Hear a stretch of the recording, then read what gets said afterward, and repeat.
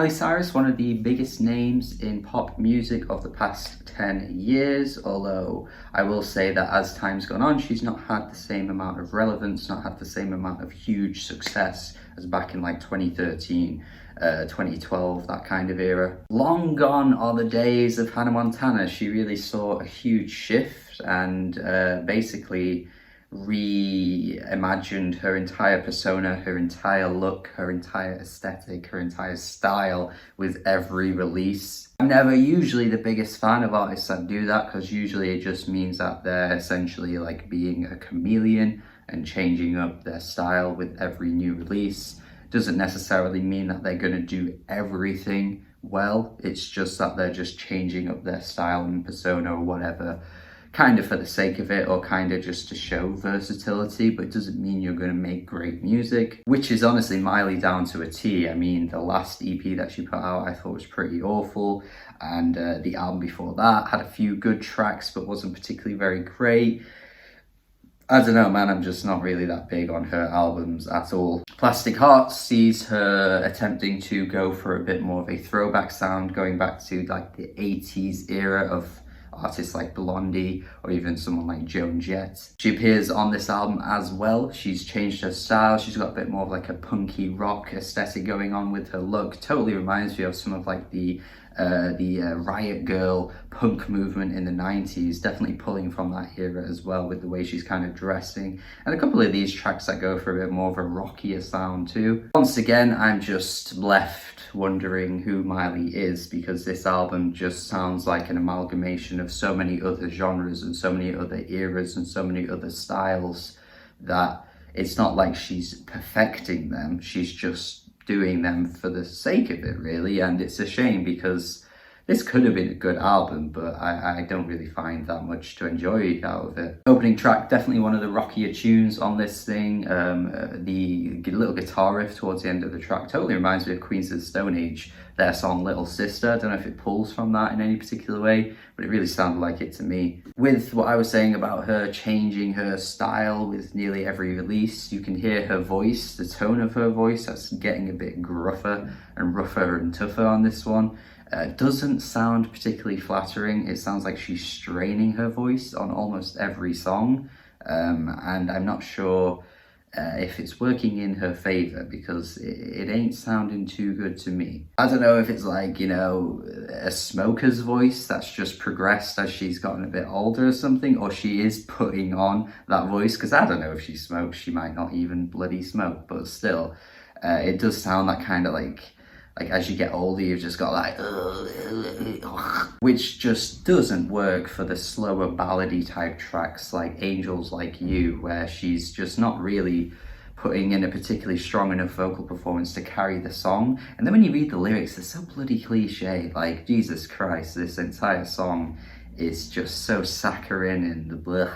The singles leading up to this album ended up being the best tracks though. I mean, they're not really stylistically like many of the other songs. Prisoner definitely is the pop song for the album. You've got Dua Lipa on this track. They don't work that well together, because I feel like Dua Lipa is carrying the song a little bit, just because, again, Miley's voice sounds a bit croaky, but it's not a bad collab. The chorus sounds very familiar. It's pretty catchy. It's not the most original thing you've ever heard, but it's certainly not a bad track either.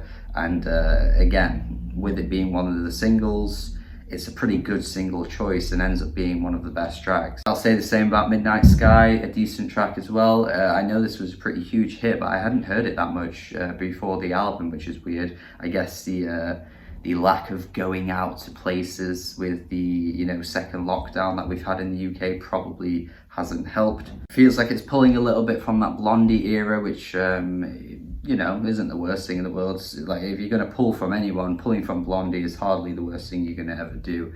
Again, with it being one of the singles, it's a good single choice, and it ends up being one of the highlights here. Because when you get to deeper cuts like Give Me What I Want, just really poor. This track, the vocal performance again is weak. The chorus, I think, is so bad. Like, the hook here is horrendously just not it. And then the beat, the instrumental, I don't know who she was trying to fool here, or who the production team was trying to fool here, but this sounds so much like Closer by Nine Inch Nails. I get that she's got a pretty clear influence for this album, you know, pulling back from different eras, but Jesus, this instrumental is far too blatantly, obviously sounding like Closer. And I'll be the first to admit I'm not even that big of a fan of the song Closer. I like Nine Inch Nails, I think they're a great band, but regardless of your opinion of the song, how are you going to pull from a track that's so well known? It's so difficult to try and get away with that. I'm not usually one to throw out the word rip-off. I don't think I ever really say that on this channel at all, but this is really, really, like, really close. Hey Me just sounds like an angsty teen anthem at the end of the day. A bit grungy, I guess, with some of the lyrics. Again, pulling from that Riot Girl movement. But a bit more of like emotionally resonating, I guess you could say. Not that it does really, because the lyrics are pretty poor. I wonder what will happen if I die. I hope all my friends get drunk and high. Wow, the rhymes here are really on point. For a ballad type track, once again, just not impressive at all from any particular standpoint. Bad Karma has Joan Jett on it, who I've already mentioned.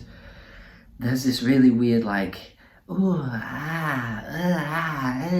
in the instrumental that like keeps cropping up. It sounds awful. Like it really does sound bad. I'm just really impressed with how little of an impact this song has, because Joan Jett is pretty iconic in many ways, but like you just wouldn't really think that this was supposed to be like a Joan Jett collaboration. It just sounds like a bad Miley Cyrus song, if anything. And then the last few tracks don't really leave much of an impact. The final song, once again, just vocally pretty weak, instrumentally just not there. Her voice takes like the front and center role on this one, and you know, you need a great voice to carry it. You know, Miley is no Leanne LaHarvis. Like, this is just not ever gonna work. And that's kind of it. Just really whatever. I mean, I don't know what I expected, but I guess with the change of style and stuff, I was pretty intrigued to try it out. I would have happily skipped it because I know I'm not that big of a fan of her anyway, but I thought maybe she'd bring something cool to the table with this. And from front to back, there isn't really anything worth noting here. Just once again wondering who she is as an artist. Sure, a couple of good tracks on here, I'm not going to take that away from her, but once again, this stylistic change just leaves me wondering what type of artist she is. How many different style changes you're going to go through? Like, give us something that feels like it's coming straight from the heart, and it just never feels like that with Miley. It's always like trend hopping, you know? I'm going to do this trend because it's a bit cool. Let's do something a bit nostalgic because that's kind of cool. I'm going to do hip hop like I did in 2013 or whenever it was. I'm going to do that kind of like weird psychedelic druggy thing because that's kind of cool, like she did on Miley Cyrus and Her Dead Pets. Like, every album just brings something completely different, and it's just a bit like an identity crisis. Like, she can't really truly show us who she actually is because she has to just appeal to a certain demographic, which is a shame because, you know, there's probably some talent there somewhere. She could definitely put out a good album, but I just don't know if she's ever going to. So yeah, for me, this is a 5 out of 10. Pretty weak. I would go lower, but honestly, a lot of the tracks just didn't actually leave that much of a huge impression on me. And there were only really a handful of songs that I thought were like really bad. So it wasn't enough to tip it below a 5 out of 10. It's just a pretty meh overall album, really. But let me know your thoughts on this. If you're a big fan of her, I'd love to see what you think of this album. Try and be constructive, man. I just can't be bothered with you telling me that I have no idea what I'm talking about, because it's just not helpful. So tell me, if you're a big fan of her, what is it about this album that you love? If you don't like it, let me know as well. Thank you for watching this review. Do have a good day. Subscribe if you haven't already, and goodbye.